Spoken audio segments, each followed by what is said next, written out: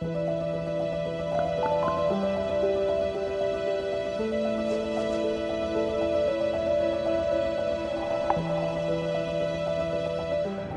morning, everyone, and welcome to a new episode from Fusion Talk. AI is moving fast, but behind every model, every breakthrough, every promise, there is infrastructure.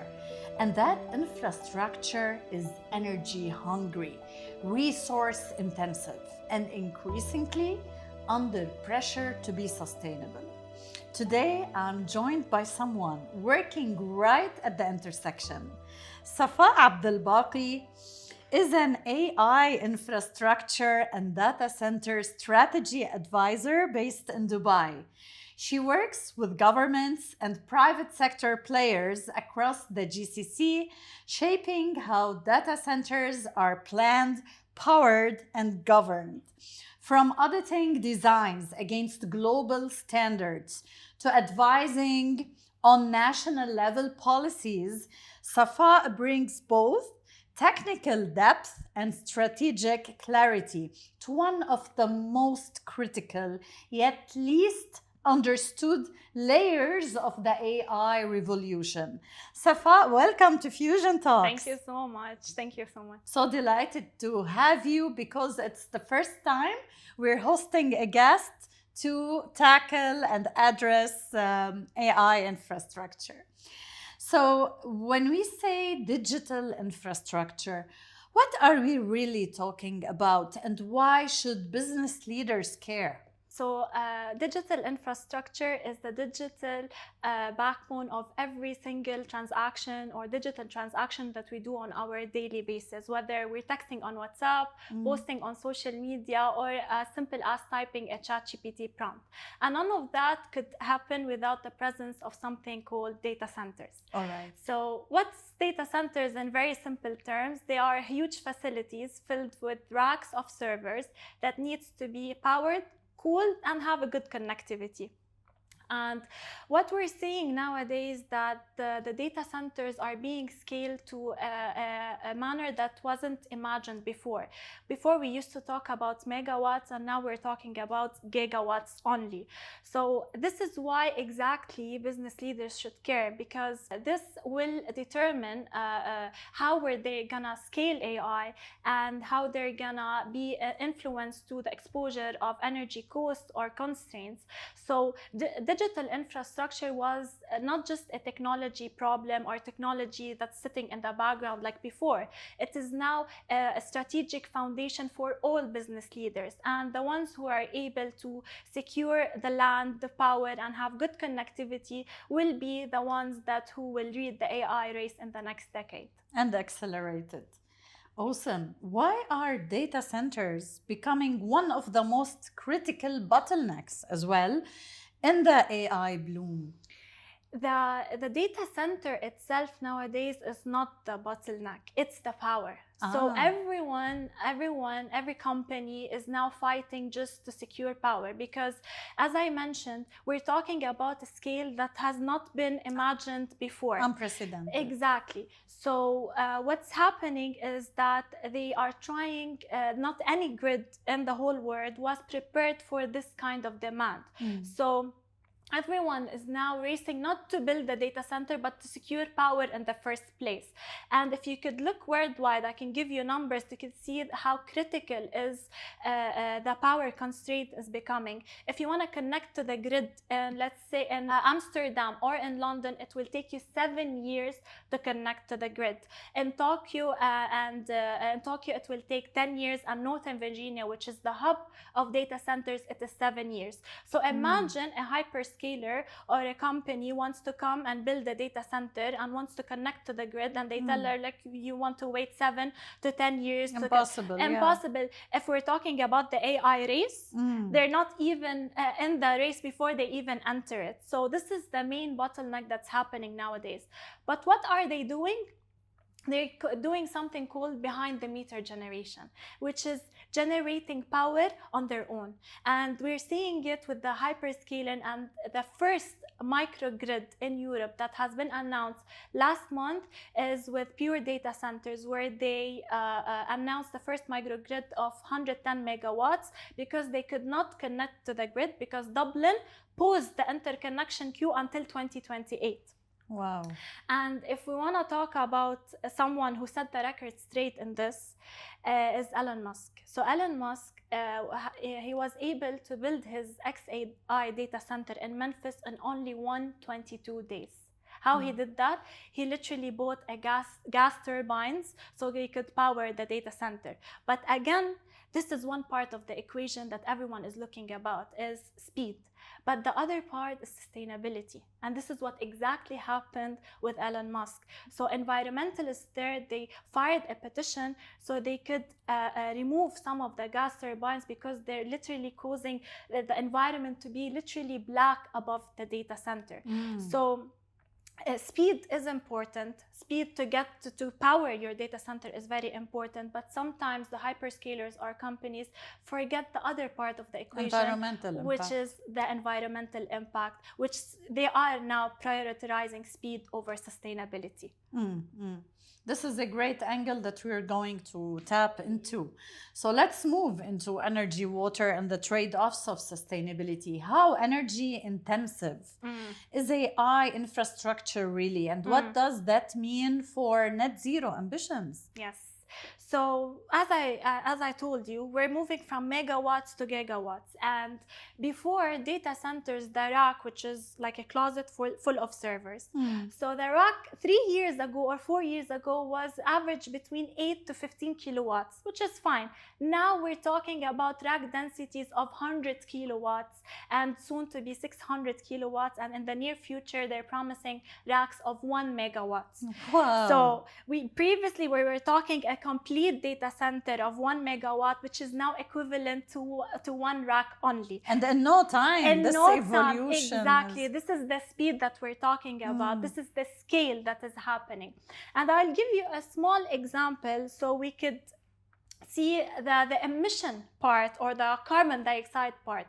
So last year, the ChatGPT had the new model, which is O3 model. Okay, this is the old one now.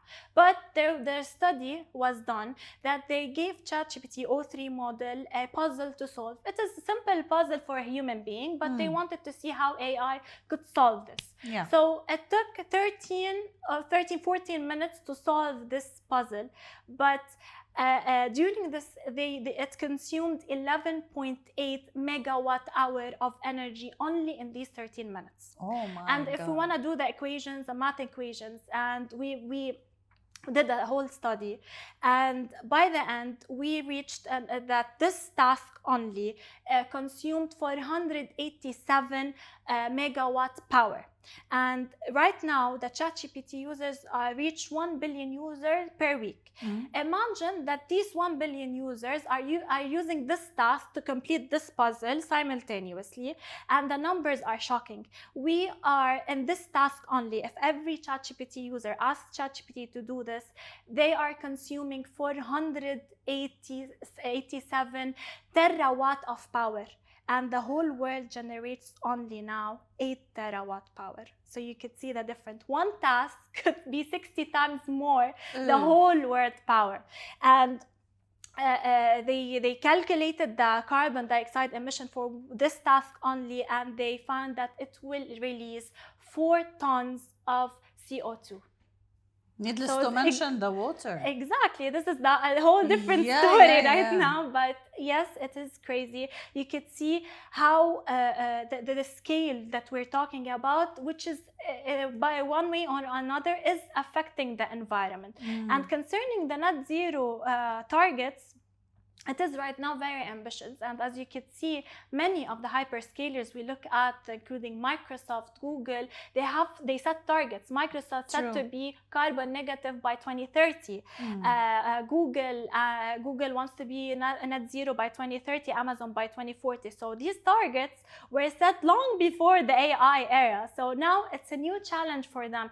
Either they will achieve this target or not. And time only will tell, as they say. Exactly. They might recalibrate, or technology and the advancement of science will help us as well to decarbonize while scaling. Exactly. We need to see this puzzle, how it will be solved. True.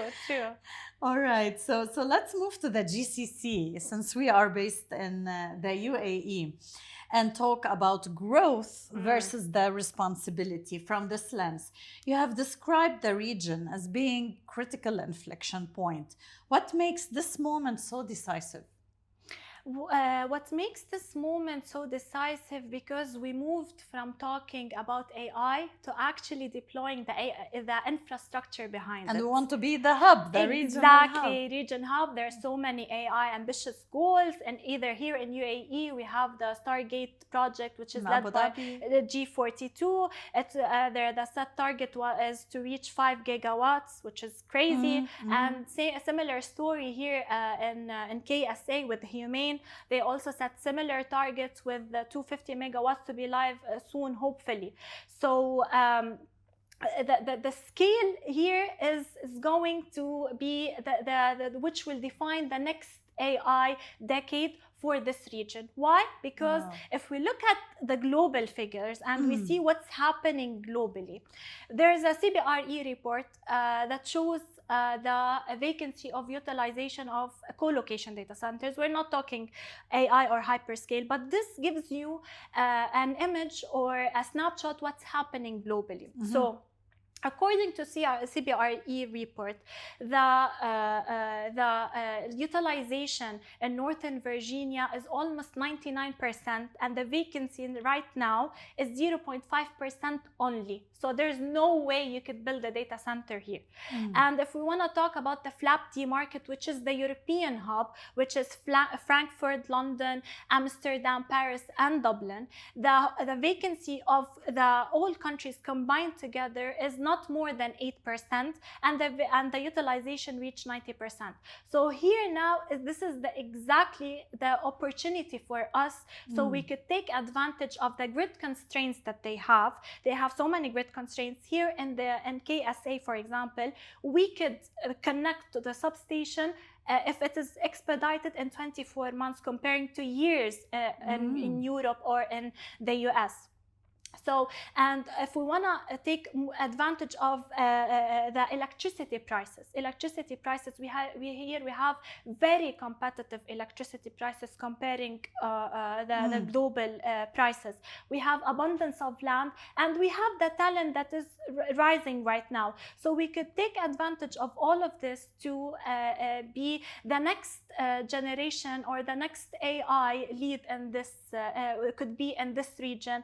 And as I say, there's a race always who will be the first in the AI race, and this region could be for the first time the lead in this AI race. It's very promising to export as well, not only to suffice the region itself. This is one of their goals. They need to be, they host here to serve the region and to attract investments, whether it's from hyperscalers or other companies. And we could do a lot here in the GCC. We could expedite the process for the grid connection. We could give them incentivize for energy efficiency. I could tell them, come, you can build here in the GCC, and I'll give you reduced prices if you build for a certain PUE less than a certain threshold. We could say 1.4, 1.5 is here doable in the UAE. We can do many of the things, so we could attract the investment and tell the hyperscalers, and you can come and build in this region freely. And leverage the renewables. And Of we course. have the advantage of the sun versus Of Europe, which course, is more of gloomy course, when it comes to of this. course. That's why Elon Musk wants to now start building data centers in space because of the abundance of Mars. the sun. But yeah, we can do this here. We can do. Let's maximize the impact on Earth first. Yes. I love the numbers, you know, when you're sharing all of those stories, it really demystify it, put it at the forefront, because we can really understand Exactly. the impact of every prompt and where we are heading as well as a Exactly. journey. Yes. What would getting it right look like for the GCC when scaling AI infrastructure sustainably? So here in the GCC, if we want to get it right, there are many strategies, and I could speak days on that because I've been in this region quite few years, and we worked on strategies. The number one thing I could tell you is to integrate the power roadmap in the AI roadmap. So everyone here has an AI roadmap, AI ambition, goals, whatever. So power needs to be integrated, because I cannot promise everyone that I'm gonna build X amount of gigawatts, but I don't have a power plan for it. So we need to integrate the power in our AI to enable execution. Exactly. And there is something we can use the global templates, because we're still kind of starting from clean, or we start from scratch, and the emerging countries already, we could learn from their mistakes and we could learn what they did. So one of the things we can do in terms of cooling, as you know, with the high rack densities, and with cooling becomes a very essential part of a data center. Whatever the type of cooling, but everyone with the AI is leading towards liquid cooling, of course, because the other types of cooling. But there is other type of cooling which is called evaporative cooling. Evaporative cooling is basically when you sprinkle water in the air, the temperature goes down. As simple as that. Okay. But if I want to put this cooling technique here in UAE, it doesn't work, because the weather here is very humid. So when I sprinkle water in the air, the temperature will not go down. But if I do the same exact thing in Riyadh, where the temperature is very dry, I could use the evaporative cooling, but for something called peak shaving. And you're gonna ask me, what's peak shaving? Peak shaving is basically to use evaporative cooling just in the summertime, when the temperature is very hot. So we could make use of evaporative cooling, because evaporative cooling uses lots amount of water. As you know, like here the water in this region is scarce. So true. So if we use the peak shaving method, and we use evaporative cooling only in the summertime, and we use the air cooling, the air cooling in the other seasons, we could combine efficiency, and we use less water, and we're using a global technique, a well-known technique in cooling, but tailored to our climate, which is very important. To the local context. Exactly. We just can't use technologies blindly and not tailored for our climate, because as you know, our climate tends to be a little bit hotter, than other parts of the world. And other thing I could tell you is to work on the local investment. And by local investment means I want to develop the talent here. I want to work on the engineering capabilities. I want to tell everyone that you don't need to bring your people. I have my talent. I have my people here in the region, so they could help us building these data centers. And lastly, I could talk local a little for local. Local for local is to points. balance ambition with credibility. Again, you could see many of the worldwide announcing gigawatts, and there's a study says that maybe less than half of the data centers announced in the US will come live. So you could announce gigawatts, but you need to balance your ambition with credibility, again, because this is a critical point, so investors or the hyperscalers can come and build in our region. Commitments that can be actionable. Exactly, yeah. So Are they considering submerging the data centers like in some parts of the world? submerging data center was a trend few years back. It is indeed something we could look at, but there's the maintenance part, and submerging the data center in the sea is like, okay, we're working on the cooling part, but there's the other parts needs to be the maintenance, how to power it, and other stuff. The rusting, the servers are made of chips, so the rusting, and we need to take care of many parts. We're solving one part and we're causing problems in the other parts. And maybe impact on marine life. So Yes, we need to be this cautious is for about. sure. This is for sure. Yeah. So let's pivot to how AI meets sustainability. It's an enabler or contradiction. Do you see AI as ultimately helping or hurting the climate agenda? It's on the top of every single person's mind. Yeah, it's the $1 million question, as they say. Chicken or egg? Yes. So I think it is both. But again, it all depends on us as human beings, how we're going to decide to use the AI. So as I spoke before, we're looking at scale, we look at very energy intensive AI infrastructure, and this eventually will hurt the environment for sure, and we have gigatons of CO2 that will be going to be emitted to the climate. But if we look at the brighter side, AI could help us and help the environment by all means. And I'll give you just like 2 examples. I can give you more, but if there's something called Grid Care. Grid Care is a startup in the US, and this startup collaborates with the grids across the US, and it helps them to find capacities they're not aware of. So there's the grid, there's so many capacity or power they're unutilized, and they're not even aware of. Okay, so using its AI tools and analytics, they could help the grid find capacity. So here we're hitting 2 birds in 1 stone. Why? Because I'm a company, I want to build a data center. I go to the grid and tell her, look, I want capacity. The Grid Care could help the grid find this unreleased capacity. The white spots. Exactly. And I go build there. So I did not commit to building new substation, eventually hurting the environment, because with speed, it's all coming with fossil fuels or gas turbines, which is the worst to the environment. And we are cutting the grid connection, as I mentioned, because the grid connection, it takes years. So this is one way if we could tackle AI. And another thing is that, there are 2 types of data centers AI. There's the training, where the training of the model happens, and there's the inference. Inference, when you type a prompt on ChatGPT and answer you cannot wait days and weeks to answer. You need to be answered in the same second. This is the inference part. So for training, it could take days, maybe weeks, but we're not obliged to be like 24/7 on. So what they're doing, they're using AI to predict when is the grid mainly sourced by solar energy or renewable energy, and they connect it and they do their training compute using the clean energy from the grid and not the dirty energy, if we want to say.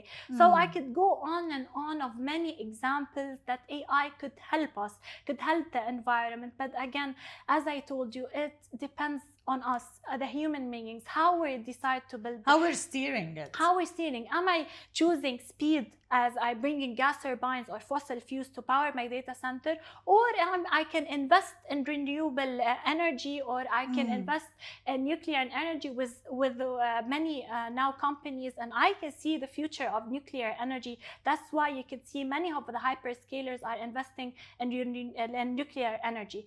So there's the 2 sides. I think AI on its own, it's not inherently not green or dirty. It is people how responsibly they navigate the AI and integrate solutions, optimization, efficiencies, renewables with the agenda and commitments to accelerate and hyperscale. Of course, yes. So Safaa, can we realistically talk about net zero AI infrastructure, or this is still aspirational? Right now, it is aspirational. It is achievable on paper, but if you look at the ground, it's a different story. There's a lot of work to be done. Yes, there is a lot of work to be done. As I mentioned, there are many goals set by companies or hyperscalers to achieve the net zero. But the thing is, how are they achieving this? And I will just tackle to something not many people are aware of, is something called renewable energy certificate. I'm sure you've heard of. Okay, yes. But there are two types of RECs. There are the bundled RECs and the unbundled RECs, and this is where the story comes. Okay. So the bundled RECs means, let's say I'm a company, I go through a PPA, which is a power purchase agreement. I invest in a solar farm. A solar farm will build new renewable energy, let's say, as simple as that. And unbundled REC is basically, I go to any solar farm, I buy this certificate. This certificate is equal to 1 megawatt hour of energy.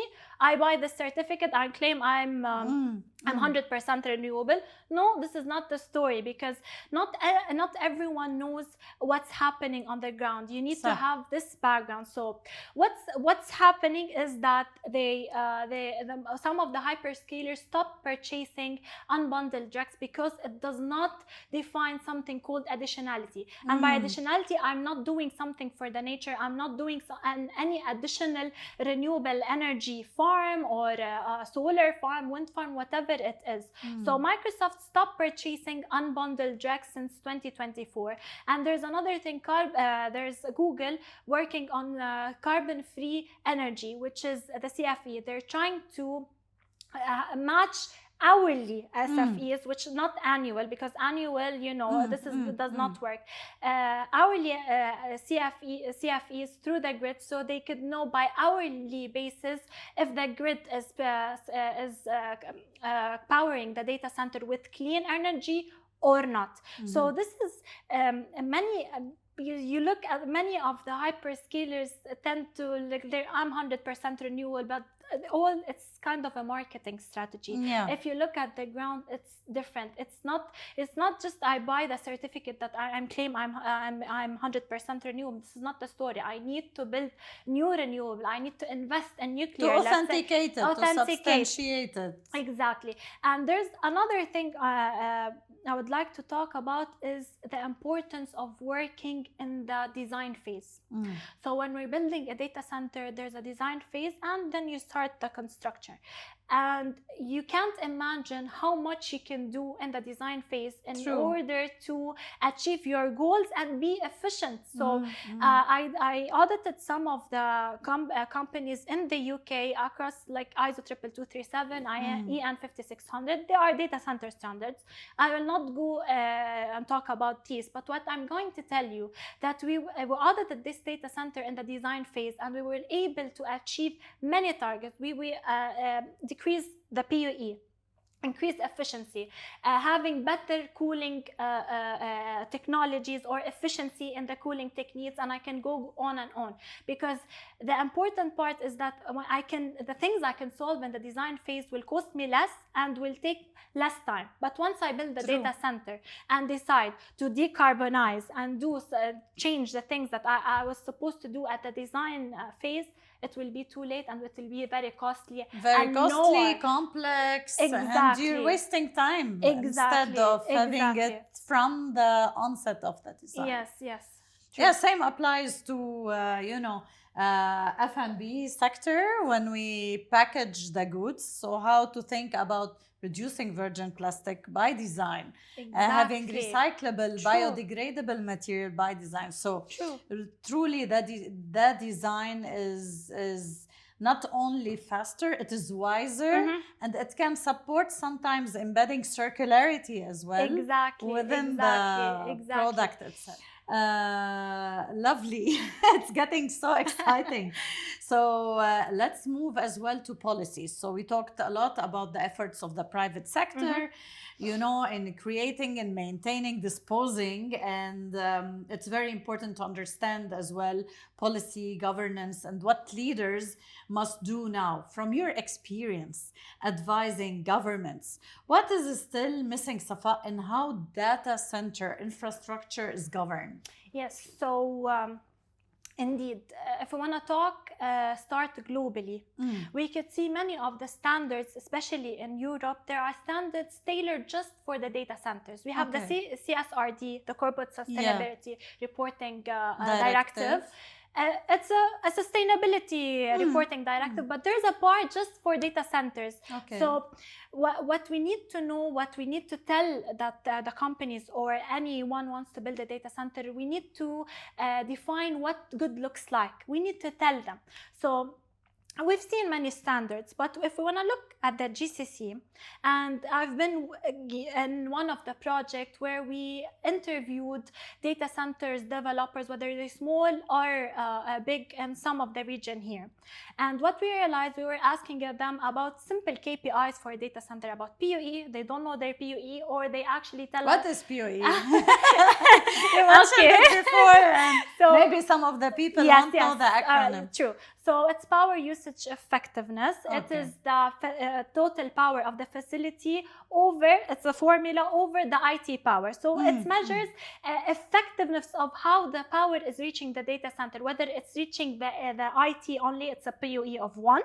But of course, this is it's not gonna happen a PUE of 1, but the lower the PUE, the better, the more efficient the data center is.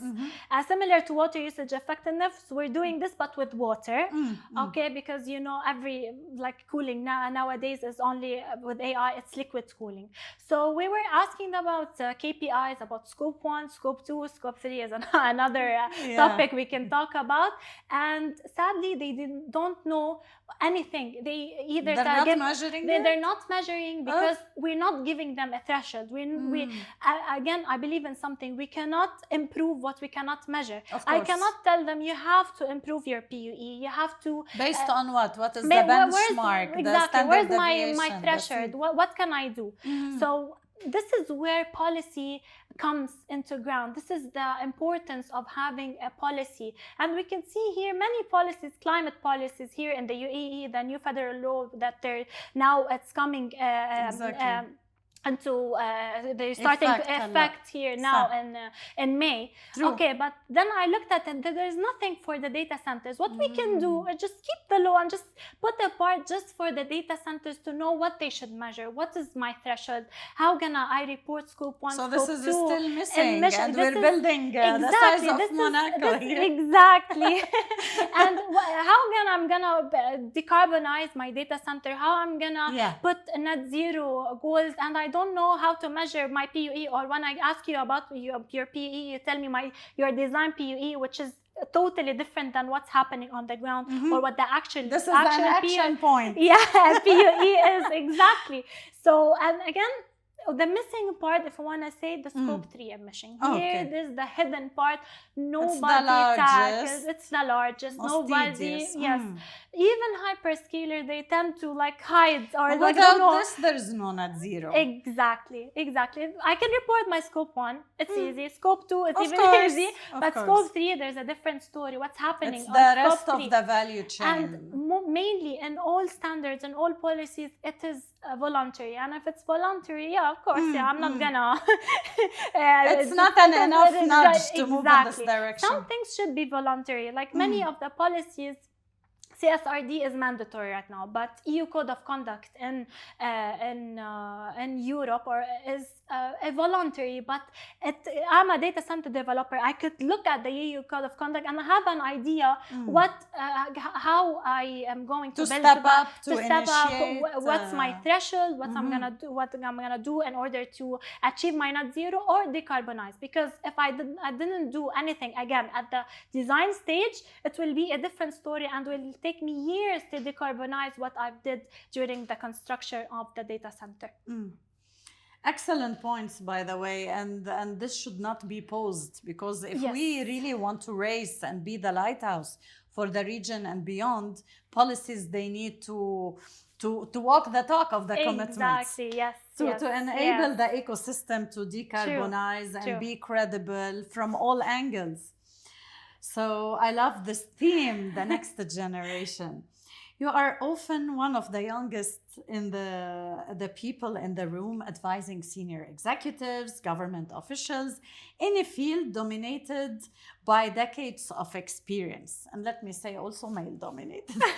What has that journey been like? And what would you say to the next gen of engineers who want to build a career at this intersection? Yes. So it was really challenging at the beginning, but I could say it is the most rewarded thing I've ever done. Why? Because I started my career very young engineer, and I went into data center industry. It's dominated by people with decades of experience. So I used to like go into rooms like, and to be honest with you, I felt like I had to like speak twice to prove myself. But then I realized something, that credibility does not come with years of experience. It comes with how deeply you understand the topic, The depth. and how exactly, and how you're passionate about it. Because there are many people in this industry or other industries with decades of the experience, they don't know much as they claim they know. So when you talk with conviction and precision, the room shifts, And as they passion. say, and passion, exactly. So if when I like tackle here what's happening in the data center industry, you will be surprised that this industry, which is the next era or the next generation of AI in this industry, is dominated by people with 15 and 20 years of experience. And we've done a study for that. So we've done a study, it started 2020, and we did this study every single year. And we were comparing the average industry curve, it's like a curve, with the years of experience. And we saw like people dominated in the earlier career, like with 2, 3, 4 years of experience. You can find a lot of people in this area. And if you want to compare it to the people in the data center industry, the people that it's dominated by people with 15 plus years of experience. And every year, this curve is shifting to the right. What does it mean? That there's no new generation in this industry, and the generation that is already there is coming to retire. That is not going to stay forever in this industry. We need to seed more talents in the pipeline. We need talent in the data center industry. And what I'm seeing, I studied engineering, but I did not learn a data center course at the university. Yes, of course, I learned the hardware, the software part, everything which is integrated in the data center. I've learned it, but I didn't know what's a data center. So when I started my work in data center, what are data centers? So we need to start with high schools. I see it like to tell them where to go, and if they want to pursue an engineering, the right orientation, counseling, and stuff. And when I wanted to study engineering, not many people welcomed this decision, because they told me the market is saturated. There's so many engineers, and you're a woman. You'll end up taking care all of the barriers as usual. Exactly. But no, I did not listen to them. I listened to my inner voice, my heart, my passion. And this is my message for the next generation: is to listen to yourself, to be passionate, and work with what you love the most. Amazing advice, because really when you follow your heart, and cruise with passion, curiosity, because you're passionate, you're curious, and this brings the breadth and the depth of knowledge. And that's how credibility and equity they are sculptured. Yes. And then you make the difference. So what a role model you are, Safaa. Thank you so much. Beautiful. Let's move to the fire questions. I love this section. So capitalize on the fire already in you. So AI growth, it's exciting or concerning? Okay, so I believe it can be both. And it depends on us how we're gonna tackle it. Either it's gonna be exciting and gonna help the environment, or it's gonna be concerning. Okay. Net zero data centers, reality or ambition? One word. Ambition. Sorry. That's good. That's positive. Speed or sustainability? One word. Okay. Do not do not prioritize one over the other. Okay. So it's Bravo. both. Tango. Yeah. Oh, yeah. Biggest constraint: power, water, or talent? Okay. So I will say today power, tomorrow talent, and throughout is the water. Mm-hmm. One word for the future of AI infrastructure. I will cheat and I'll say 2 words. It's mission critical. Okay, not impossible. Mission critical. This is the 007 of Safaa. Yes. All right, so we're gonna close. It's never enough. I really loved all the extraction and the juices of data centers. And I want to leave you with this message. AI is often framed as limitless, but today's conversation reminds us it is anything but. It is bound by energy, by infrastructure, by physical world we often overlook. And the real question is not just how fast we scale intelligence, but how responsibly we choose to power it. Safaa, thank you for bringing clarity to what sits behind the scenes of this transformation. I salute your passion, energy, knowledge, and willingness to make a difference in this space. And please continue to be, the North Star for all the aspirers in engineering. The talent pipeline is needing you, so jump in, and the future is yours to embrace. Thank you so much. Thank you so much for having me. It's a pleasure, and stay tuned to other episodes of Fusion Talks. Yay! Yay! MashaAllah.